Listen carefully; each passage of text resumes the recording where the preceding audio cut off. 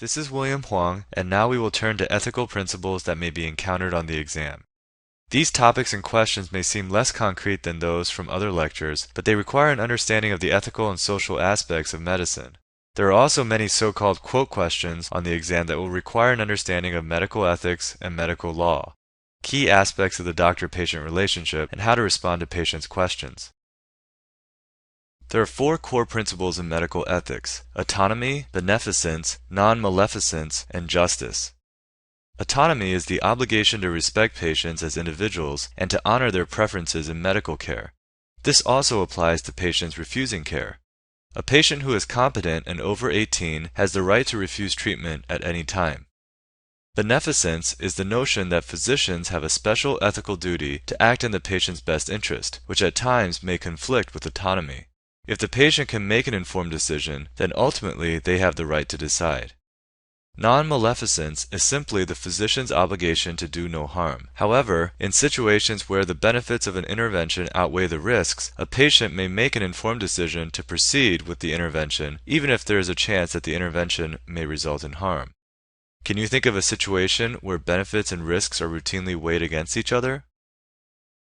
Well, this is the case for most surgeries and even medications.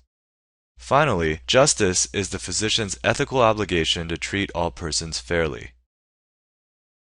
Informed consent is a straightforward medical legal principle and requires three separate conditions to be met. First, there must be a discussion of pertinent information with the patient. Second, the patient must agree to the plan of care. Third, the patient must be free from coercion. Essentially, informed consent requires that the patient understand the risks, benefits, and alternatives of a decision, which includes no intervention. On the exam, exceptions to informed consent are more likely to be tested than informed consent itself. If a patient lacks decision-making capacity or is legally incompetent, then there is no requirement for informed consent.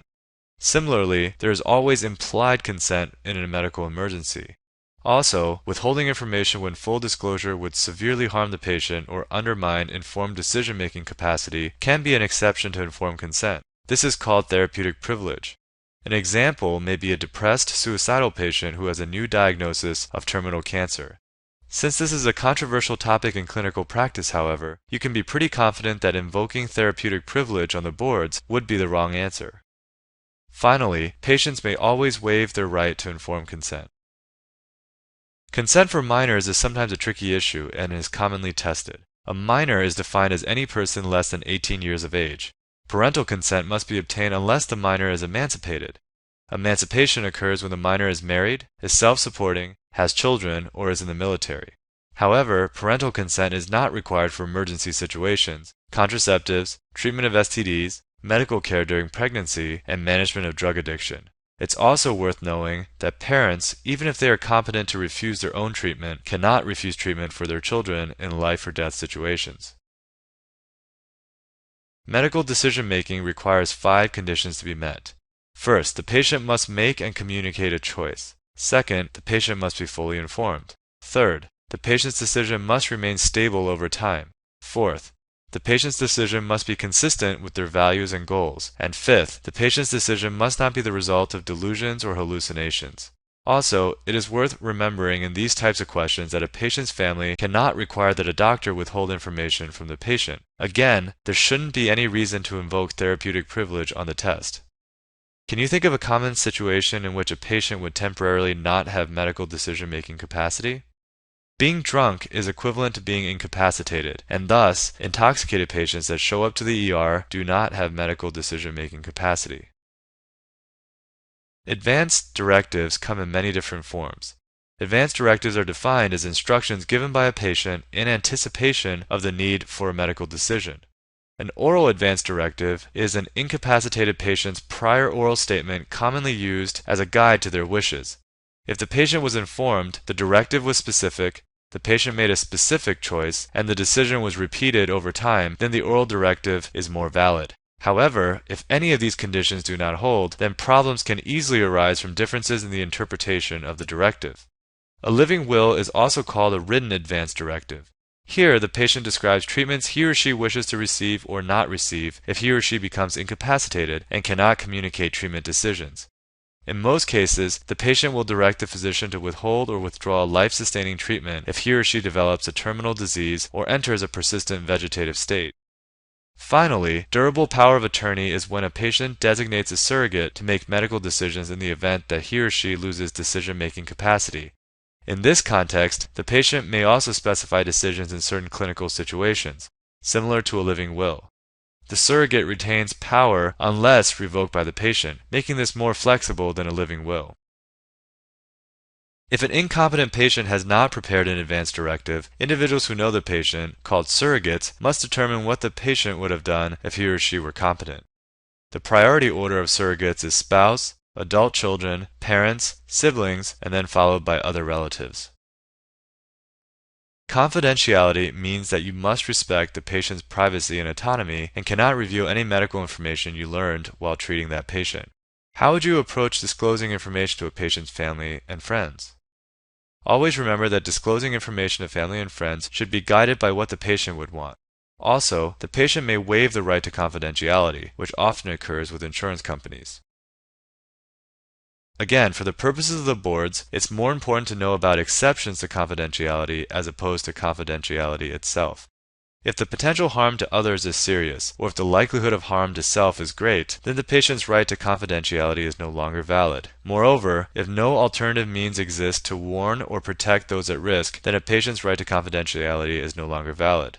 In these situations, you may be required to take steps to prevent harm to the patient or others. Can you think of some examples in which these exceptions would come into play? These exceptions would be relevant for certain infectious diseases in which physicians may have a duty to warn public officials and identifiable people at risk. Also, in cases of child or elder abuse, impaired automobile drivers, and suicidal or homicidal patients, these exceptions always apply. One important court case to know about in this setting was a California Supreme Court ruling called the Tarasoff decision, which led to the creation of a law requiring physicians to directly inform and protect potential victims from harm, even if this involves a breach of confidentiality. The boards loves to present questions concerning ethical decision-making. This is an extremely high-yield topic to review, but given the number of situations that could be presented, it is difficult to cover every possible ethical dilemma you could be presented. To review this material, it is best to understand a few general principles and apply them to diverse situations that may arise. Another very high-yield point to remember with ethical questions is that the correct answer is almost never going to be referring the patient to another physician, regardless of the situation presented. When given the answer choice to refer the patient to someone else, there's always going to be a better answer choice listed because the test makers believe that the original physician should handle all ethical situations, and referrals are both unnecessary and unprofessional. Let's go through some examples now. If a patient is non-compliant, the best response is to try to identify the patient's reason for non-compliance and determine their willingness to change their behavior. The most important point here is to never coerce the patient into complying. As an example of patient non-compliance, if a patient continues to smoke despite repeated counseling sessions, the appropriate response is to ask the patient how they feel about smoking and offer advice on cessation if they express an interest in quitting.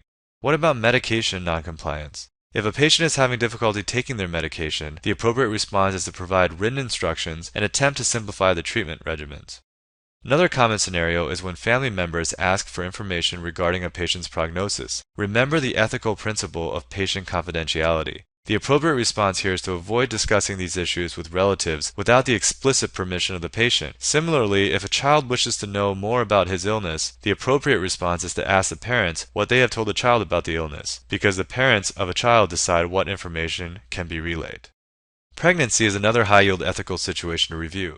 If a minor is pregnant and requests an abortion, the appropriate action is not to advise the patient to have an abortion regardless of her age or the condition of her fetus, unless she is at medical risk. Also remember that many states require parental notification or consent for minors to have an abortion. Another scenario is that a minor is pregnant and wants to keep the child, but the parents want her to give the child up for adoption. The correct action to take here is to provide information to the patient about the practical issues of caring for a baby and discuss the options with her if requested. Also, you should encourage discussion between the teenager and her parents to reach the best decision. The key here is to remember that the patient always retains the right to make decisions regarding her child, even if her parents disagree. Thus, the parents can never force her to give her child up for adoption. Another topic to review is suicide. If a terminally ill patient requests assistance in ending his life, you must always refuse involvement for the purposes of the boards. However, physicians may prescribe medically appropriate analgesics for pain control, even if it happens to shorten a patient's life. How do you think you should approach an interaction with a patient who is suicidal? If a patient is suicidal, then you must assess the seriousness of the threat and suggest that the patient remain in the hospital voluntarily. Remember that in these situations, the patient can be hospitalized involuntarily if he or she refuses to be admitted because the patient is deemed to lack decision-making capacity. In scenarios where a patient states that he or she finds you attractive, you must remember that romantic relationships with patients are never appropriate. Never tell the patient that there can be no relationship while he or she is a patient, because this implies that a relationship would be possible if the individual is no longer a patient. In these situations, ask direct, close-ended questions and use a chaperone if necessary. If a patient ever states that they feel ugly, find out why the patient feels this way, but do not offer false, reassuring statements like, "You still look good." These are trap answer choices and will always be incorrect.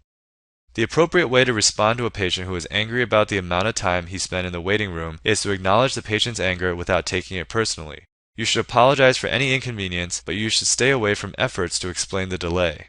If a patient is upset with the way he was treated by another doctor, the appropriate response is to suggest that the patient speak directly to that physician regarding his concerns. If the problem is with a member of your office staff, tell the patient you will speak to that individual yourself. What happens when a physician makes a medical error? Regardless of how serious or trivial the error is, the physician is ethically obligated to inform the patient that a mistake has been made. If a drug company offers a referral fee for every patient a physician enrolls in a study, the appropriate action is to never accept compensation from a drug company. However, eligible patients who may benefit from the study may be ethically enrolled, but they should be informed of the existence of a referral fee and the fact that you decline the compensation. If a patient requires a treatment that is not covered by his insurance, you should never limit or deny care because of the expense in time or money. Discuss all treatment options with patients, even if some are not covered by their insurance companies.